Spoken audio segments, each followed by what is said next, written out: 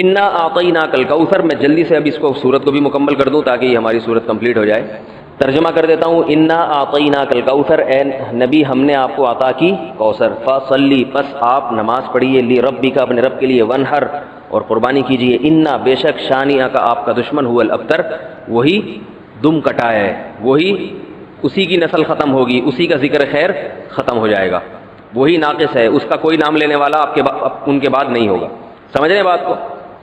اس صورت کا میں شان نزول بتا دیتا ہوں آپ کو، کچھ اس کی فضیلت کیا ہے اور اس کی تفسیر کیا ہے. یہ آپ کو تحریری شکل میں مل جائے گی، لہذا لکھنے کی ضرورت نہیں ہے. ٹھیک ہے؟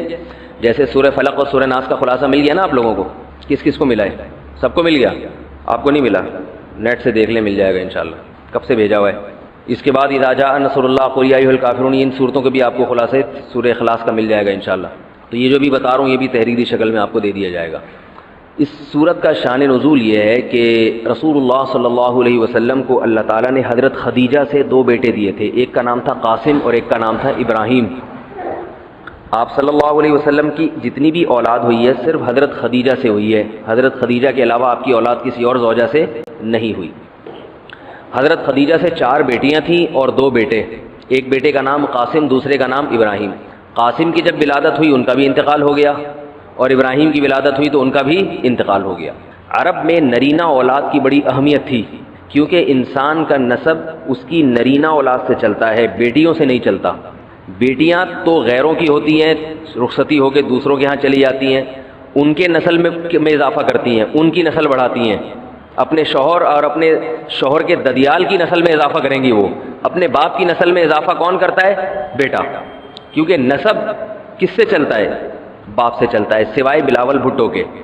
بلاول بھٹو کے بارے میں کہتا ہوں کہ بلاول بھٹو اسلامی تاریخ، غیر مسلموں کے ہاں تو ماں سے چلتا ہے جو نیچر کے خلاف ہے، لیکن اہل اسلام میں، اسلامی تاریخ میں سوائے بلاول بھٹو کے آج تک کوئی ایسا شخص پیدا نہیں ہوا جس کے نسب اور خاندان ماں سے چلتا ہو. بلاول بھٹو زرداری کے بیٹے ہیں، مگر خاندان ان کا کیا کہلاتا ہے؟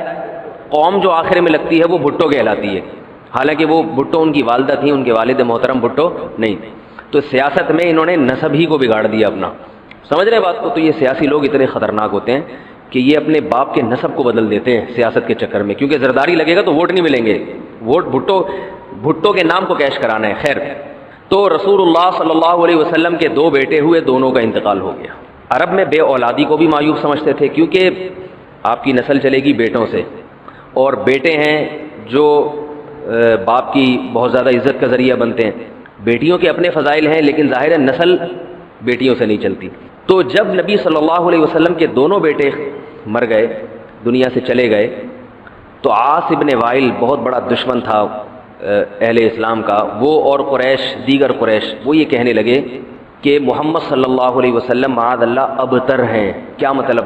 ان کی نسل ختم، اور ان کا نام